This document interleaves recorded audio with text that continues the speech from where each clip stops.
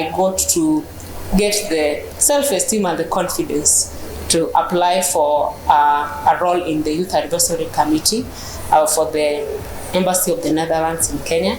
And I got to apply, and also I was selected through many interviews. I was selected to be part of the Youth Advisory Committee, and this is something that I contribute a lot to the Power to Youth, because if I want change to start with me, I have to influence these decisions that affect me and also other youths as a whole.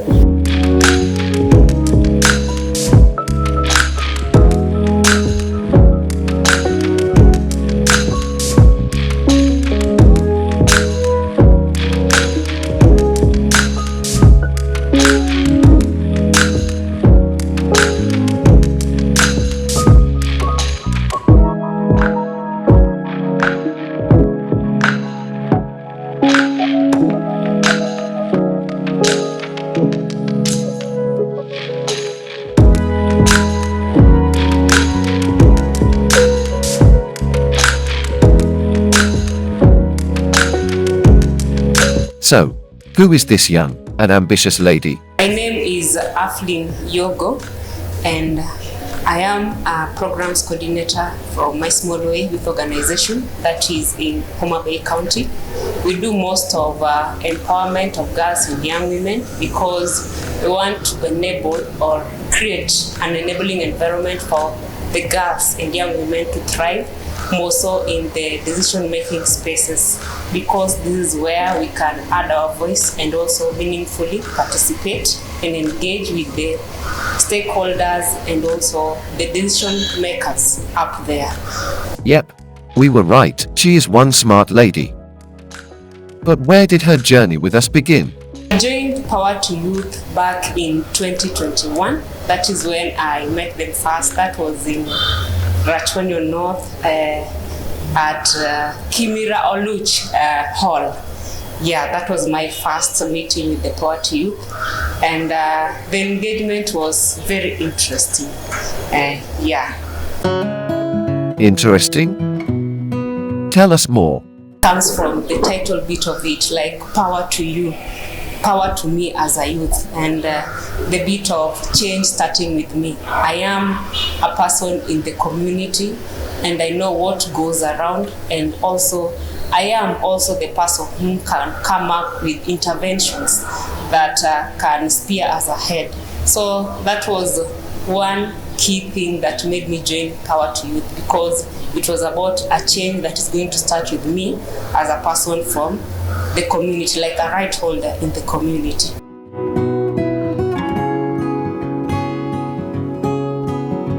So, any good news? Power to Youth has enabled me to earn more skills when it comes to branding myself in the social media, because as youths now, we are more online.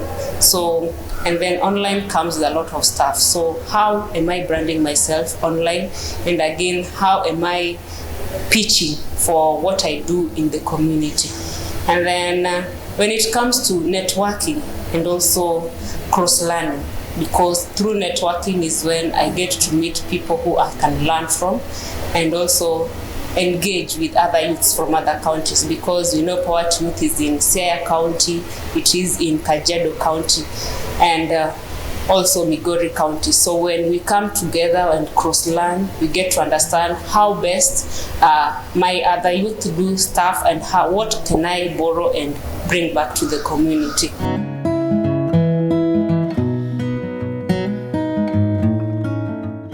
The thing is, they're not teaching us to draw away from what we do in the community, but how well we can collaborate with our people, our community leaders, to spearhead change. Speaking of change, is there anything you would like to add? One thing is on policy development, and you get to understand that we launched our SGBV policy that was last year in March on Women's Day. So Power to Youth taking me into spaces where we can develop these policies with other technical working group members, that is the gender department and so forth. So when we develop this kind of policies, that is one thing that can enable us to tackle the SGBV issues in the community. And then another bit is on the referral mechanisms that Power Youth tells us that you are a young person, you can't handle everything. There are things that there are people who are expertise. So getting to know the referral mechanisms, like going to take P3 from the police stations and also reporting this stuff. And then the other bit is also on how well we can disseminate the issues of sexual and reproductive health rights among the youths. I forgot to ask, how were things before, in regards to youth engagement in decision-making spaces? Before Power Youth came in, I was just a youth in my community. Like, engaging with the government wasn't something I really looked forward to, because I tend to feel that we were just making technical appearance, like ticking the box, we were there, and then nothing happens. And now when Power Youth came in, and then they teach you skills on how to engage with the government people, like most of the county government. Like one thing is befriend these guys, like on what points are we collaborating? So what are you bringing on the table as a youth, instead of just yapping and shouting? So they taught us on how to write memorandums. When we write memorandums and then we take them to our county assembly, they tend to listen to them and then make some changes. Because I remember last year we did, after looking at the annual development plan for our county, we felt that even after launching this GBV policy, there was no allocation for the dissemination of these policies in our communities. So as youths, through Power to Youth, we came and wrote a memorandum that we wanted some money to be allocated towards the dissemination of what we've worked on. So when we took it to the county assembly, they listened to it and they allocated. So you see, this is a change through an example, like it is there. So it has been a positive, because advocacy is not a one-time thing, but we are seeing positive changes among our leaders. When something comes in and then it tells you that a change must come from you, so you get to get out of your comfort zone and look for stuffs that can help you as a youth. So through this, I got to get the self-esteem and the confidence to apply for a role in the Youth Advisory Committee for the Embassy of the Netherlands in Kenya.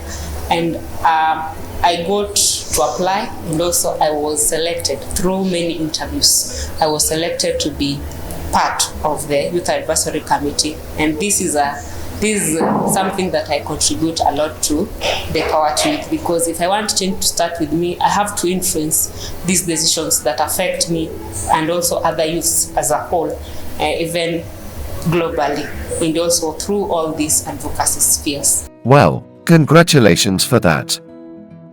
Any last words before we close this session? Creating an enabling environment for young girls, and also not forgetting the youths, is the continuous learning, continuous empowerment to let the youth and also young people understand and also make decisions for themselves.